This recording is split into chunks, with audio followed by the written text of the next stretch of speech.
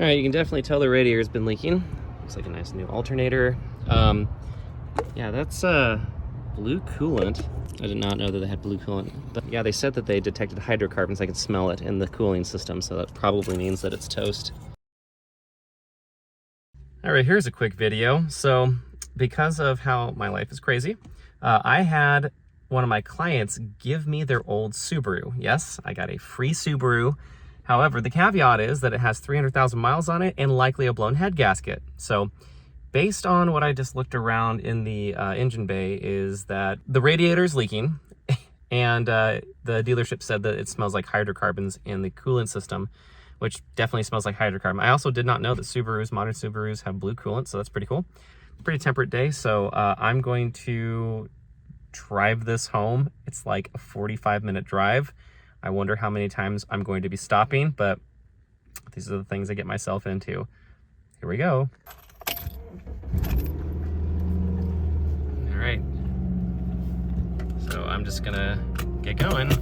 I hear a lot of coolant sloshing around. It looks like it was topped up for them. The car actually drives really nicely. This has 308,000 miles on it, which is a lot. And honestly, this car does not feel like it.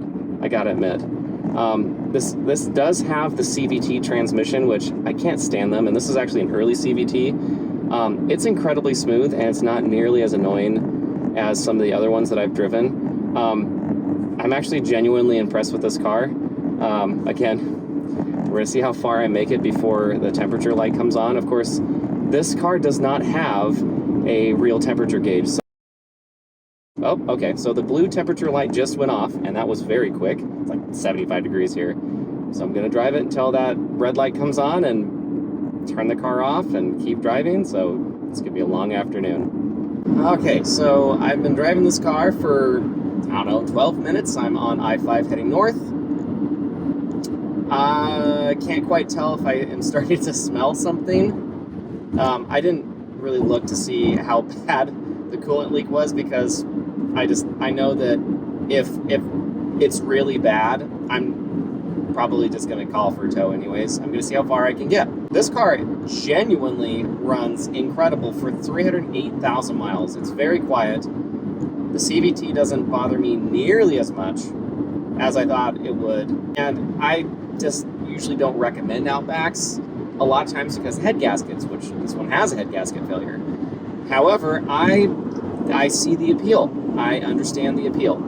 These cars, or this particular one, it rides really nicely. You have a really good view of the road. As they say, you sit up a little bit higher off the ground, but at the same time, you're not so high off the ground, and it's very smooth. I actually really like these seats. They're very, very comfortable also. So I'm surprised, and I feel badly about like naysaying Subarus. If you can get over the fact that you'll probably need to get a head gasket done every 120,000 miles or so, this is actually a really nice car. So so far 2 thumbs up, and even with some clean air, I might smell something. I can't quite tell. I don't know. The only other thing that's wrong, the car thinks that the back is open, the boot. Don't know why. It keeps going back and forth and back and forth. It seems like it might be a bad sensor. So, yeah, that's the only thing that's wrong with this. And, you know, radiator troubles or whatever. So, anyways, we'll check in a little bit later. Some passing power here. A little bit of hum from the engine. Plenty of power. This does have the 2.5 liter. Some of these came with that 3.6 liter flat 6 engine. I've gotten a ride in several of those. Those are fast, and those apparently don't have as big of a problem with head gaskets as these 4 cylinders do. Although a friend of mine said that in order to replace, I think he said like the valve cover gaskets or something like that, it was some insane amount of screws. Now I'm trying the cinematic effect on my phone. It makes me feel hardcore. Anyway, so I'm surprisingly, and I probably shouldn't say this too soon, I'm almost home. This drive was surprisingly uneventful. Although when I came to pull off the freeway to get off at my exit, you can smell the exhaust. You can 100% smell the exhaust. And also, thanks Alex Chadney, I sent him a short clip of what the engine bay looks like just before starting, and he was like, yep, that's definitely head gasket, where it is pushing exhaust into the cooling system, which is causing coolant to fly out of the overflow, etc. So my original plan was to go and get it, get like a compression test and all the other tests on the engine, just to confirm that it is actually a head gasket failure, like a leak down test, etc. At a really great local shop that's right down the street from my house. But just based on what he said and what the dealership said, it's definitely got a head gasket, and I can smell it. So I had my window down, so I'm not, fixating myself on this. But speaking of Alex Chadney, he actually bought it. So thanks, Alex, for the advice, and that led to the conversation of you buying this car. So congratulations. We both just got Chadneyed. I'm going to be gentle with this now that I'm not on the freeway, but this has paddle shifters and the transmission has an up-down. Even though this is a CVT, I'm going to see what this does.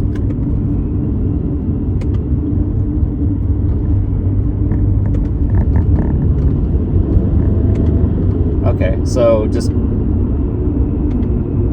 that's really weird. It feels like it's putting gears up and down. So I put this over into the up and down as well.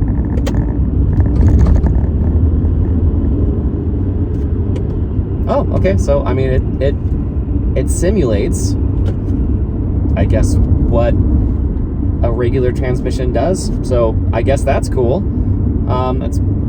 I was really curious when I got in the car to see how that would work, but on the freeway I didn't want to try it because I'm trying to keep things, nice and mellow, considering it's got a blown head gasket, etc.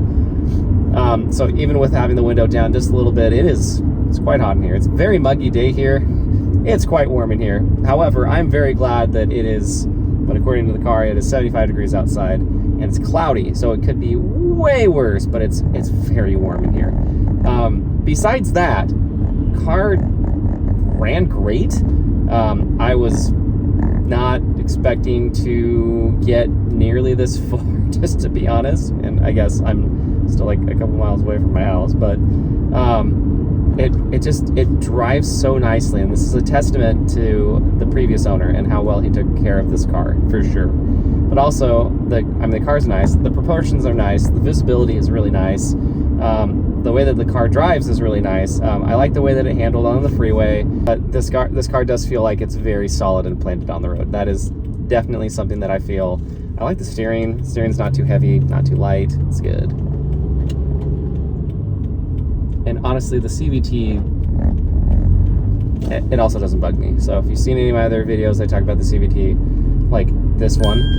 That video, I go in and out about how the CVT, it's horrible on paper, and the original ones were really unreliable. This is a 2010, and it's got 300,000 miles on it, but I don't know if it's tuning or the design of this one. However, it's really not that bad. I think in a lot more stop and go traffic, it'd really bug me if I lived in the city, but I live rural, so we're moving at speed a lot of the time, so it's really not that big of a deal. Some acceleration here, but being gentle. Giving some acceleration, but being gentle. Okay, got up to speed. No frills. CVT, no big deal. Kept the RPMs very low. Okay, I'm not gonna go do like a big red line in this car, considering what's going on. Anyway, so this car is you can tell it's really oriented towards fuel economy,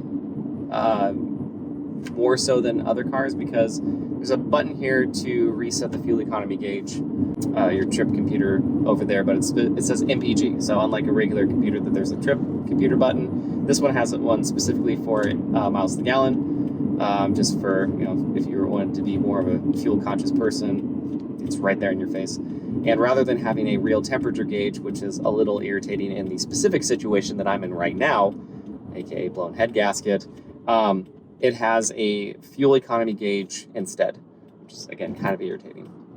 It's got plenty of power. 4-cylinder's got plenty of power. CVT is fine. Fuel economy gauge is kind of irritating. It's actually a much better car than I thought it was going to be. So, I know I know that people love these, and I know people love Subaru. I own a Subaru. Maybe I was spoiled because my dad had cars that lasted to 300,000 miles and didn't have catastrophic engine failure. And this car's already had an engine rebuild at 120. But it's normal in a Subaru that you rebuild the engines or you, at the very least, replace the head gaskets every 100,000 miles or so. It's just kind of a normal thing, and I just can't wrap my head around that. The rest of this car is wonderful. And I love the way that the Subaru sounds with a boxer engine, but just having those failures like that, I just can't. My dad has a Honda van that has 360,000 miles on it. And it has had nothing but timing belts and the guilt and shame of driving around in a minivan. But honestly, there's been nothing wrong with it. And maybe that spoiled me for how long I expect cars to last. And with that being said, I just made it home. So before I turn this thing off, I'm going to put it in my backyard. And just like that, I made it back to the Bad Ideas garage in one trip. And I am honestly incredibly surprised because I thought I was going to have to stop and let the car cool down.